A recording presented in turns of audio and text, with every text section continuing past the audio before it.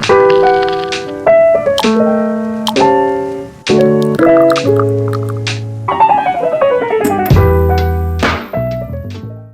everyone. Thanks for listening to Wake Up, Look Up, a podcast where we connect events happening in real time to the gospel of Jesus Christ. I'm Zach Weihrauch.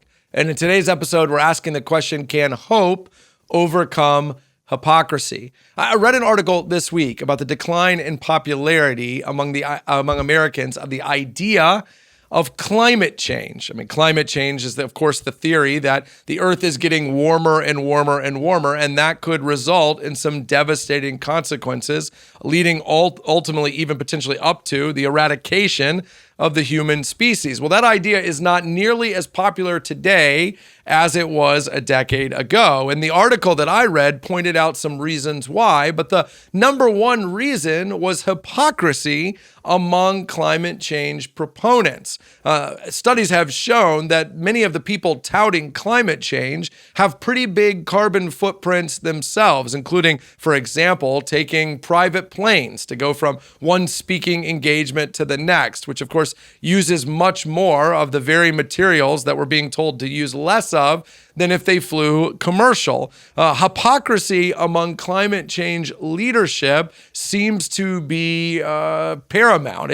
It's something that is rife among that movement, whether it looks at the homes they live in, the way they travel, the way they eat, the way they dress, so on and so forth. This, of course, leads to skepticism about their claims because climate change proponents have always been so sure that the world is going to collapse and that the time is now to do something. I guess unless you're them, because the time doesn't seem to be now to do much of anything except for profit from telling other people not to do the things they do.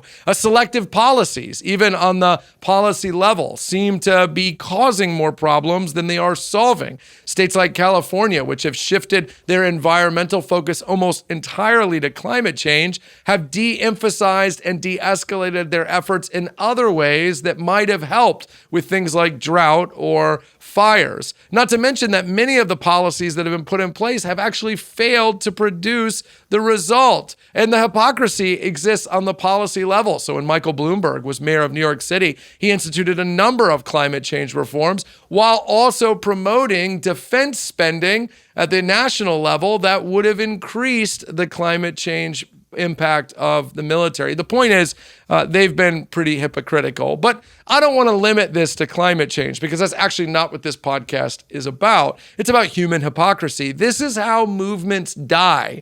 We find out that the leaders of a movement don't believe in the movement the way they were asking us to, which makes us feel stupid and makes us feel like the only thing stupider than trusting them in the first place would be taking one more step of trust towards them at all. This is why, if you're listening to this and you're a Christian, you should appreciate in a whole new way the fact that your movement's leader has already proven himself not to be hypocritical. After all, the leader of the movement of Christianity is not a pastor or a pope or a bishop or a priest or anyone other than the Son of God, Jesus Christ, a man who lived his life on earth totally free of hypocrisy, being without sin or without any shortcomings, a man who, according to Philippians 2, emptied himself of all the things that he could have claimed, leading ultimately to the cross, an act of service. Jesus said he came not to be served like climate change activists, but to serve and to give his life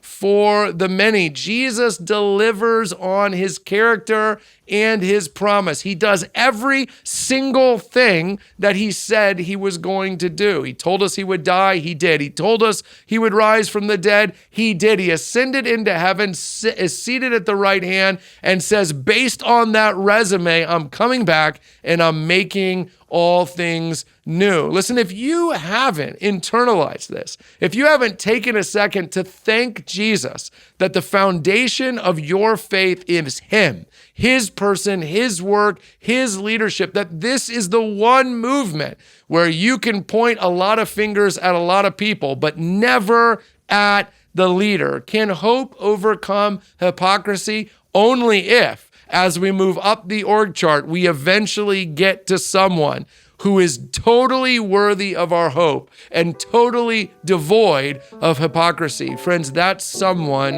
is Jesus. Take a second today and be thankful for who he is and for how he leads, and that ultimately he will make all things new. Hey, thanks so much for watching this episode of Wake Up, Look Up. While you're here, take a minute to like and subscribe. Really helps us get the word out. Don't hesitate to leave a review wherever you might find this podcast on an audio level and help spread the word. And hey, while you're here, check out all the other content we have at Christ Community Chapel on YouTube. Some of those videos are popping up on the screen now. Click on one.